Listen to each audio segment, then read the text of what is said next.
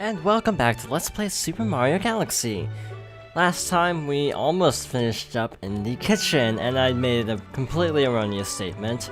Apparently there are actually 3 more domes left.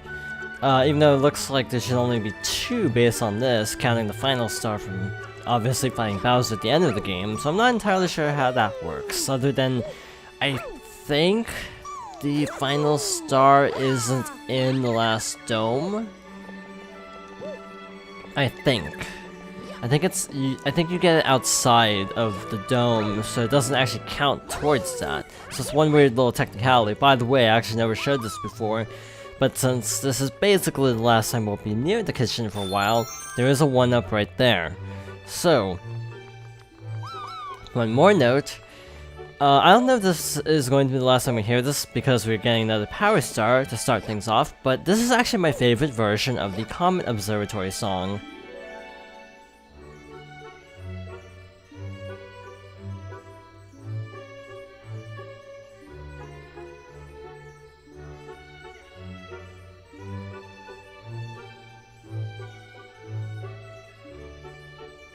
So every time you get a power, like every few power stars, the music does kick up a little bit. The first one is of course very understated. Second one is that one. Third one is even bigger than that, and I'm not sure if this is the last time I'll get a chance to really make note of that, so I want to address that now. That the second one is actually my favorite, because it's big enough to feel sort of... how to describe it?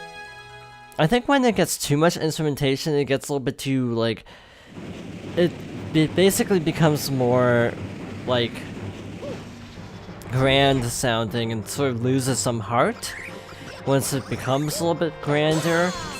So I feel like the second version is the best in between of, you know, so sort of sentimental, but also not completely,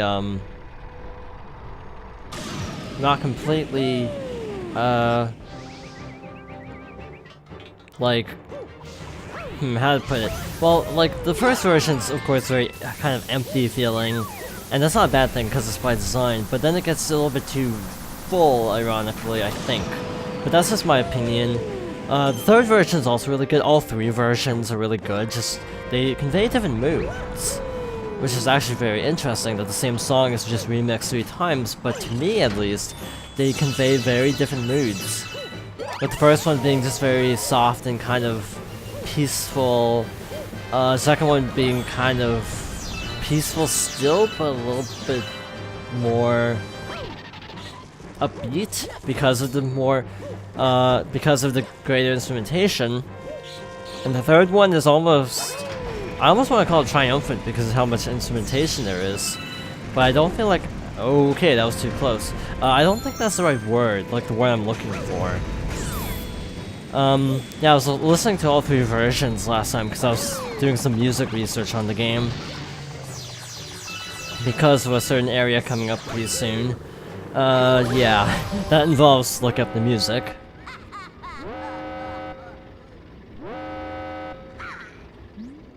You just don't give up. Fine, I guess I'll just whip you myself. You want this Grand Star so bad, you're gonna have to take it from me. This fight is a joke. Toss Koopa shells. That's it. That's the entire fight. Then he starts like shooting bullet bills instead of like regular cannons, but it doesn't get any tougher. In terms of like actually landing a hit. Now he has a Magic Koopa. Whoop-de-doo. This is not one of the better boss fights. See, that's literally the boss fight compared to like. Oh wait, no, there's one more. I think there's like at least one more hit, maybe 2, but it's like horizontal, or it's like front facing rather than side facing, so it's supposed to be tougher to hit. It really isn't. Okay, so a couple more hits. I thought that was it, but yeah, I forgot about this phase. And yeah, the only reason I'm taking as much damage as I am is because I'm just not playing very cautiously. I'm gonna grab the coin just to be safe. But yeah, compared to Boulder guys, this fight is kind of a cakewalk. There we go.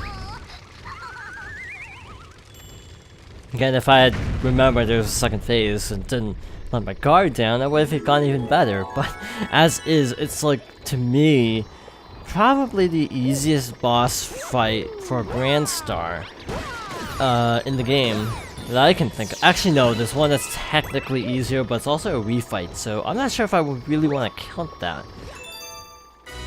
Anyway, we got another Grand Star.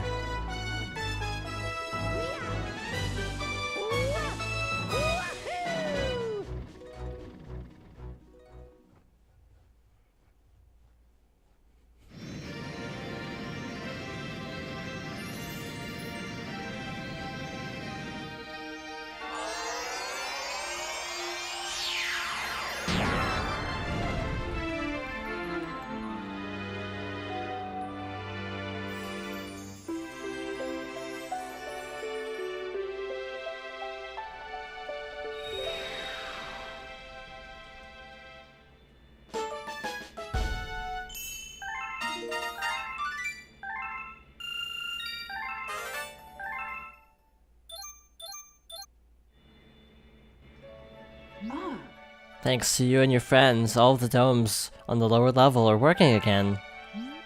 Once the engine room on the upper levels power, the whole observatory will be working. Then the common observatory will fly as a starship once again. And you will be able to fly to your special one in the center of the universe. Now, I do find the plot of this game a little bit bland, because it's just say Princess Peach, aka what you always do, right? But I do like how they sort of hammer in the fact that, you know, trying to rescue Peach is sort of like the ultimate goal. They make a point to constantly be bringing up that Peach is special to Mario, so I do kind of, I'm okay with that, at least. I do wish she didn't get kidnapped. Also, Luigi was gone, so I have a feeling we'll be getting a letter sooner than later, to be honest. I think there are actually two possible places for him to end up next. Enemy-based spotted, we're detecting massive energy spikes. Yeah, we could get the next Grand Star as well. But again, I just like saving Bowser levels for last. It just feels better. Penny Climb. Gusty Garden. Oh, Freeze Flame. I can't say I'm looking forward to Freeze Flame. Not even gonna try to hide it. I do not like that level one bit, actually. It's probably not something I can explain at the present time, but once we get to that particular star, you'll be able to figure out why I don't like Freeze Flame. I have my reasons. It is my least favorite galaxy, I would say. Just because of one star being pretty much the most time consuming in the game. Now, this is the most iconic music in the game.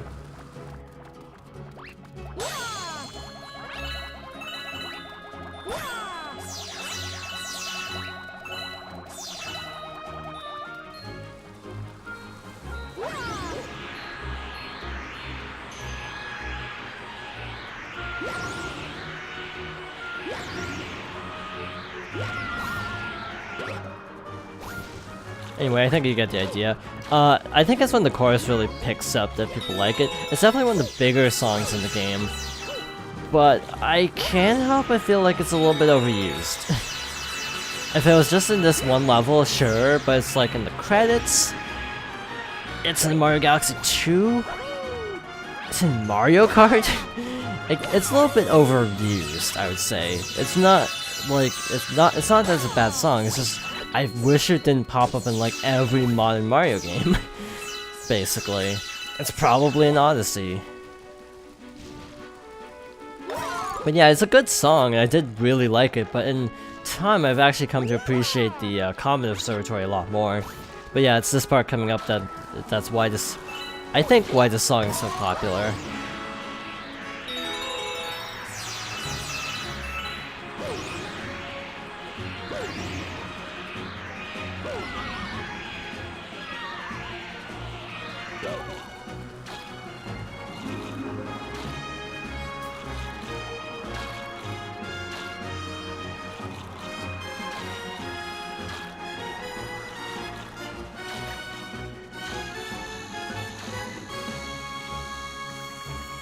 Again, it is, in my opinion, a good song. It's just, I don't know, it's in too many games, I would say.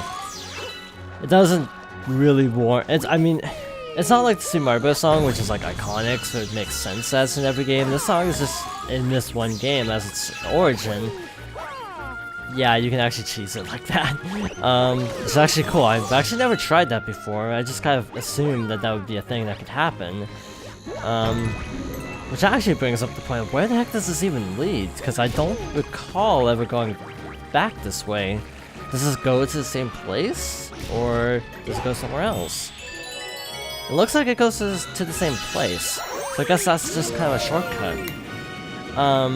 Oh yeah, I finally replaced batteries as I'm filling with the battery cap. Good time to mention. Think you can catch me, boyoing? Okay, so we gotta catch a bunny. Which is easier said than done, because he's a bunny and we're a plumber. Air quotes. Big air quotes. People always joke about Mario not really doing much plumbing, with the only games he actually does plumbing in being Mario Bros, the original, and like by the original I mean the arcade game, and also Mario & Luigi Superstar Saga, which is ironically inclusive of the Mario Bros game, as it was at the same time as the Mario Advance games. Therefore, it actually, sorry, I didn't mean to actually bop you on the head there. It actually included the Mario Bros games because it was at the same time as the Super Mario Advance series that had the Mario Bros arcade version included. I think most people, myself included, actually first played that game not on the arcade. Okay, you got me. Here, take this.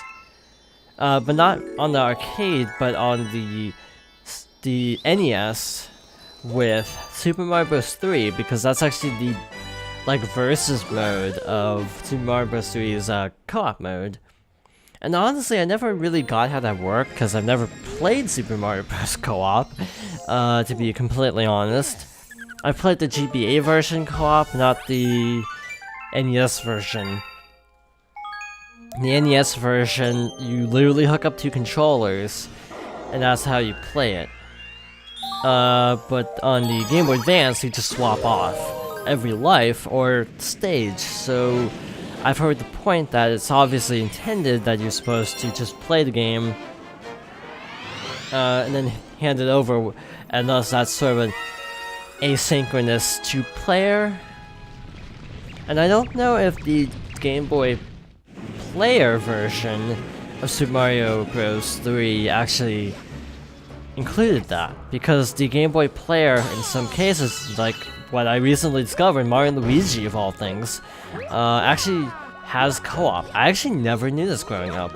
I was watching a Let's Play. Actually, no, this was not recent. This was like last year or so. I was watching a Let's Play, and they actually had like a special feature on the game's co-op. It's like, wait, Mario & Luigi's co-op? But basically, if you have two GameCube controllers, one person controls Mario's actions, and I think most of the field gameplay, and the other person plays Luigi. So that's really cool. I never knew that. That's why I like Let's Playing. Sometimes you get more out of it than just, you know, no commentary type videos. I think in this game, the song is the Gusty Garden song is only used in one level, and that's Gusty Garden, but yeah, it's also used in the credits. I don't remember anything else in the credits though, oddly enough. So, this, you can stun them by using a ground pound, and you can then spin into them. These are moles. I don't know if they're Monty moles, or just moles in general. But they're moles, and they're jerks. And we're coming up on a new boss, actually, very shortly. But yeah, this song is used in the, oh frick, what was the name of the Cloud Top Cruise in Mario Kart 8. I had to stop and think, what's the name of that stage? That's actually one of my favorite stages, or well, it was before playing 200. 200cc really wasn't that bad. I was expecting worse, but I discovered that the AI is actually set to normal.